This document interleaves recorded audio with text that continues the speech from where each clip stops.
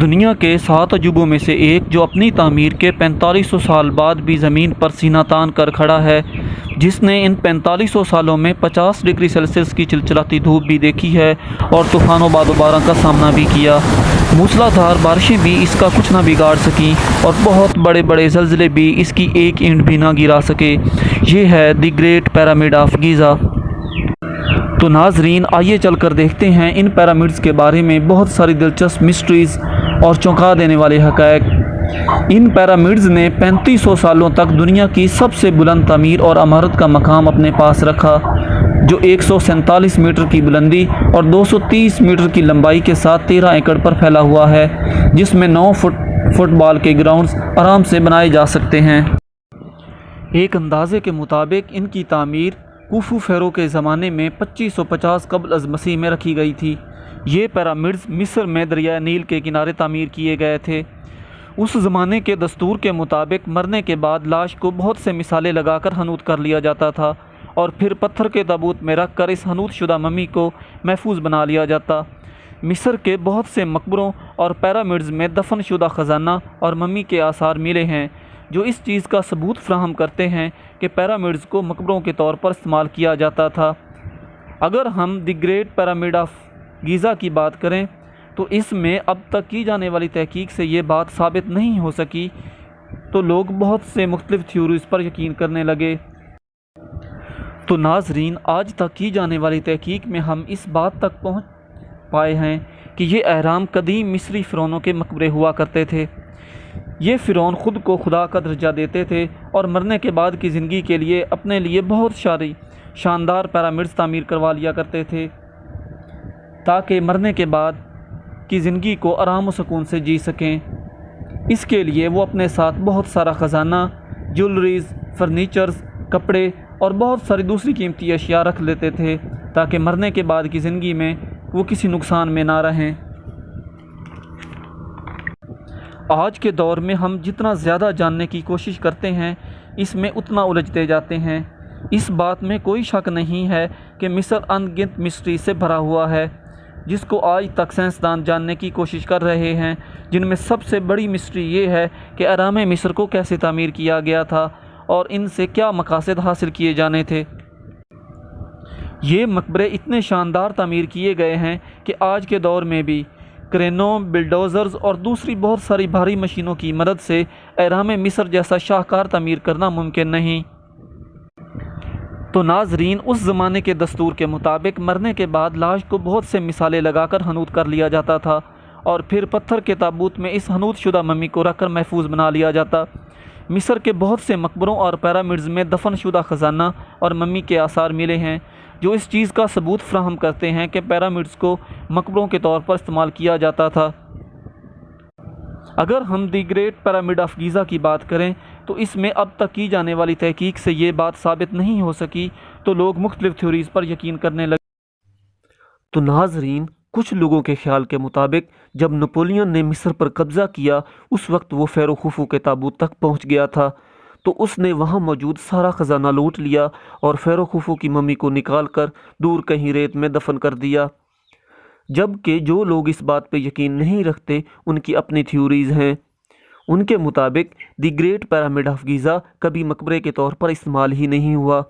ان کے مطابق ancient Egyptians technology میں ہم سے بہت زیادہ ایڈوانس تھے، اور یہ قدیم مصریوں کا پاور پلانٹ ہوا کرتا تھا، جس سے وہ سورج کی شعاؤں سے بجلی پیدا کرتے، جس کے ثبوت کے طور پر پیرامڈز آف گیزا میں موجود پینٹنگ کا سہارا لیا جاتا ہے، جس میں ایک بجلی کے بلب جیسا آرٹ ورک ہے، جس میں کچھ تاریں بلب کے اندر جا رہی ہیں اور شکل بھی آج کے بلب جیسی نظر آ رہی ہے۔ یہ اصل میں اینشین ایجپشنز کی میتھالوجی کو دکھا رہا ہے۔ دی گریٹ پیرامڈ آف گیزا کی تعمیر کیسے ممکن ہوئی؟ یہ تھیوری بہت زبان زد عام ہے کہ اس زمانے کے دستور کے مطابق پیرامڈز کو بنانے میں غلاموں یعنی سلیوز کا استعمال کیا گیا ہوگا، کیونکہ اس زمانے کے دستور کے مطابق مالک اپنے غلاموں کے ساتھ جو مرضی سلوک کرتے ان سے کوئی نہیں پوچھ سکتا تھا۔ تو لوگوں کا خیال ہے کہ ان غلاموں کو ایک بہت بڑی فوج تیار کی گئی ہوگی، جس کی تعداد ایک اندازے کے مطابق 1,00,000 بتائی جاتی ہے، اور ان پر کوڑے برسا کر ان پتھروں کو پہلے پہاڑوں سے کاٹ کر پیرامڈز کی جگہ پر منتقل کیا جاتا ہوگا اور اس کے بعد ان کو اسی فورس کے ذریعے مختلف ریمپس کے ذریعے اتنی بلندی تک لے جایا جاتا ہوگا۔ بعد میں ہونے والی تحقیق نے یہ بات غلط ثابت کر دی کہ ان کی تعمیر غلاموں کے ذریعے سے نہیں کی گئی، بلکہ یہ بہت ماہر کاریگروں اور مزدوروں کی 20,000 کی لیبر نے اپنے دور کے مختلف ہنرمندوں، طریقے اور ٹیکنالوجی کا استعمال کر کے ان کو تعمیر کیا تھا۔ کہا جاتا ہے کہ کھیتی باڑی کرنے والے کسان بھی اس کی تعمیر میں حصہ لیتے تھے۔ تو ناظرین، ان کاریگروں کی باقاعدہ تشخیص کی جاتی تھی، ان کو پیٹ بھر کر کھانا کھلایا جاتا تھا اور روزمرہ کی دوسری ضروریات زندگی کا بھی باقاعدہ خیال رکھا جاتا تھا۔ تعمیر میں استعمال ہونے والے سامان کی بات کی جائے تو اس تعمیر میں تقریباً 5.5 ملین ٹن چونے کا پتھر یعنی لائم سٹون استعمال کیا گیا، 8,000 ٹن گرینائٹ اور 5,000 ٹن موٹار پتھروں کا استعمال کیا گیا۔ ان پتھروں کو پیرامڈ سے 800 کلومیٹر دور صدرن ایجپٹ سے، جسے اسوہان بھی کہا جاتا ہے، وہاں سے کاٹ کر ان کو پہلے کشتیوں میں لاد کر دریائے نیل کے ذریعے بندرگاہ تک لایا جاتا تھا اور اس کے بعد وہاں سے پیرامڈز کی جگہ تک پہنچایا جاتا تھا۔ ان پتھروں کو کاٹنے کے لیے کاپر کی چھینیاں استعمال کی جاتی تھیں، جو بہت سارے لوگ مل کر ایک پتھر کو کاٹتے۔ آج ان کو دیکھ کر آنکھیں حیرت سے پھٹ جاتی ہیں۔ یہ بھی ایک مسٹری ہے کہ اتنی باریکی سے ان پتھروں کو اس طریقے سے کاٹا جاتا تھا، کیونکہ اس چیز کا ابھی تک کوئی ٹھوس ثبوت حاصل نہیں ہو سکا۔ تو دوستو، یہاں پر ایک بہت بڑی مسٹری یہ بھی ہے کہ ان بھاری بھرکم پتھروں کو ایک جگہ سے دوسری جگہ کیسے منتقل کیا جاتا تھا۔ اس کے بارے میں ایک فزکس ڈینیل بون اور اس کی ٹیم نے ایک تھیوری اس وقت پیش کی جب انہیں ایک پینٹنگ ملی جس میں بہت سارے لوگ مل کر ایک مجسمے کو رسیاں باندھ کر زمین پر گھسیٹ کر آگے لے جا رہے ہیں اور ایک آدمی اس مجسمے کے آگے ریت پر پانی ڈال رہا ہے۔ تو انہوں نے اس پر بہت سارے تجربات کیے اور یہ تھیوری پیش کی، اگر ریت پر مخصوص مقدار میں پانی ڈالا جائے تو اس کی فرکشن بہت کم ہو جاتی ہے اور بھاری چیزوں کو آسانی سے کھینچا جا سکتا ہے۔ لیکن دوستو، اصل مسٹری یہ ہے کہ ان بھاری پتھروں کو اتنی بلندی تک کیسے لے جایا گیا ہوگا۔ اس کے لیے بہت ساری تھیوریز پیش کی جاتی ہیں، جن میں سے ایک یہ ہے کہ سال 2015 میں انگلش اور فرانسیسی آرکیالوجسٹ کی ایک ٹیم نے ایک لکڑی کا ریمپ دریافت کیا جو کہ ایک آثار قدیمہ میں دبا ہوا تھا۔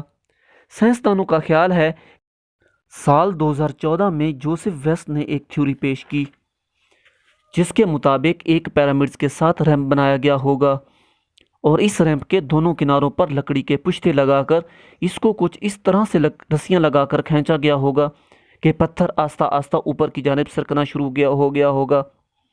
اس ریمپ کو پیرامڈز کی ہر منزل مکمل کرنے کے بعد دوبارہ سے بنایا جاتا ہوگا تاکہ اس کا اینگل زیادہ اونچائی نہ پکڑے۔ نئے ریمپ کو زیادہ دور سے سلوپ دینا شروع کی جاتی ہوگی۔ اس کے بعد اگلی مسٹری اس سے بھی بڑی ہے کہ اتنے وزنی پتھروں کو ایک دوسرے کے اوپر کیسا رکھا گیا ہوگا، جبکہ ایک پتھر کا وزن ایک ہاتھی سے لے کر 10 ہاتھیوں جتنا زیادہ تھا۔ تو اس کے بارے میں خیال کیا جاتا تھا کہ لیور سسٹم کا استعمال کیا گیا ہوگا، جیسا کہ آپ یہاں دیکھ سکتے ہیں کہ لیور کے آخری سرے کو پتھر سے باندھ کر نیچے ایک قدرے اونچا پتھر رکھا گیا ہے اور دوسری طرف اتنا وزن ڈالا گیا کہ وہ پتھر اپنی صحیح جگہ پر شفٹ ہو گیا۔ دوستو، یہ ایک مسٹری ہے، اصل میں پتھروں کو اٹھانے میں لیور کا استعمال کیا گیا تھا یا نہیں، ابھی تک کوئی نہیں جانتا۔ تو ناظرین، اب آتے ہیں سب سے بڑی مسٹری کی طرف، جس کے مطابق 20,000 لوگوں کی لیبر نے 20 سالوں میں ان کی تعمیر مکمل کر دی تھی۔ تو آئیے چل کر دیکھتے ہیں کہ کیا واقعی ایسا ممکن تھا۔ اگر 20,000 لوگ یہاں پر کام کریں تو ہر 3 منٹ بعد ایک پتھر کو اپنی جگہ پر شفٹ ہونا چاہیے، لیکن بغیر مشینری کے ہر 3 منٹ بعد ایک پتھر لگایا جا سکتا ہے، ایسا ممکن نہیں۔ یہی اس چیز کی سب سے بڑی مسٹری ہے۔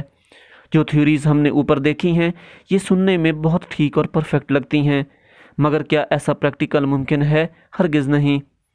دوستو، اوپر ہم نے دیکھا کہ پیرامڈز کی تعمیر میں 5,000 ٹن موٹار پتھروں کا استعمال کیا گیا، جو شروع کی تعمیر میں تو استعمال نہیں کی گئی، لیکن اوپر کے حصے میں ان کا بہت زیادہ استعمال کیا گیا تاکہ پیرامڈز کی مضبوطی میں اضافہ ہو۔ یہی وجہ ہے کہ 4500 سالوں بعد بھی آج تک پیرامڈز کو کچھ نہیں ہوا۔ تو دوستو، موٹار پتھر بھی اپنے آپ میں ایک مسٹری ہیں۔ سائنسدان موٹار کی کیمسٹری تو جان گئے ہیں مگر ابھی تک ایک موٹار بھی نہیں بنا سکے۔ پیرامڈز کی بیرونی سطح کو بہت ملائم سفید چونے کے پتھروں سے بنایا گیا تھا۔ اس کا صاف مطلب ہے کہ جب سورج کی روشنی ان پر پڑتی ہوگی تو یہ بہت زیادہ چمکدار نظر آتے ہوں گے، لیکن وقت کے ساتھ ساتھ یہ سفید ملائم تہہ باہر سے ٹوٹ گئی۔ اس کا نقشہ اپنی مثال آپ ہے۔ اگر پیرامڈز کو ٹاپ سے دیکھیں تو اس کے چاروں اطراف یعنی مشرق، مغرب، شمال اور جنوب بالکل ایگزیکٹ جگہ پر آتے ہیں، وہ بھی تب جب کہ اینشین ایجپشنز کے پاس کوئی کمپاس تک نہیں تھی۔ تو ناظرین، اب آتی ہے مسٹری آف سولر ایکوینس۔ ہماری زمین میں گرمیوں میں دن بڑے اور راتیں چھوٹی ہوتی ہیں، جبکہ سردیوں میں اس کے الٹ یعنی دن چھوٹے ہوتے ہیں اور راتیں بڑی ہوتی ہیں۔ سال میں صرف 2 دن ایسے ہوتے ہیں جس میں رات اور دن دونوں ایک جیسے ہوتے ہیں، یعنی 12 گھنٹے کا دن اور 12 گھنٹے کی رات۔ ایسا ممکن ہوتا ہے 21 مارچ کو اور دوسرا 22 ستمبر کو۔ ان 2 دنوں میں سورج ایکویٹر کے بالکل سینٹر میں ہوتا ہے، اس کو سولر ایکوینس کہا جاتا ہے۔ اگر ہم اس دن کے 12 گھنٹے کو سیکنڈز میں تبدیل کریں تو اس کا جواب آتا ہے 43,200 سیکنڈ۔ اگر ہم 43,200 سیکنڈ کو پیرامڈز کی بلندی سے ضرب دیں تو یہ برابر ہوتا ہے 6,333 کلومیٹر۔ یہ اتنی ہی لمبائی ہے جتنی زمین کے قطب شمالی سے لے کر سینٹر تک ہے، یعنی زمین کا ریڈیس اس کے برابر بنتا ہے۔ یہ 99.63% ایکوریٹ ہے۔ لوگوں کے خیال کے مطابق یہ کوئی اتفاق ہو سکتا ہے، لیکن اگر ہم پیرامڈز کے بیس کو جو کہ احاطے کو 0.921 کلومیٹر اس کو 43,200 کے ساتھ ضرب دیں تو یہ بنتا ہے 39,804 کلومیٹر، جو ہماری زمین کا سرکمفیرنس کے برابر بنتا ہے۔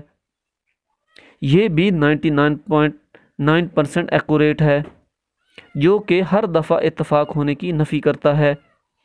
یہ ایسی مسٹری ہے جس کا کسی کے پاس کوئی جواب نہیں۔ سوال یہ ذہن میں آتا ہے کہ ہزاروں سال پہلے اینشین ایجپشن کو زمین کا پولر ریڈیس اور سرکمفیرنس معلوم ہوا تو آخر کیسے؟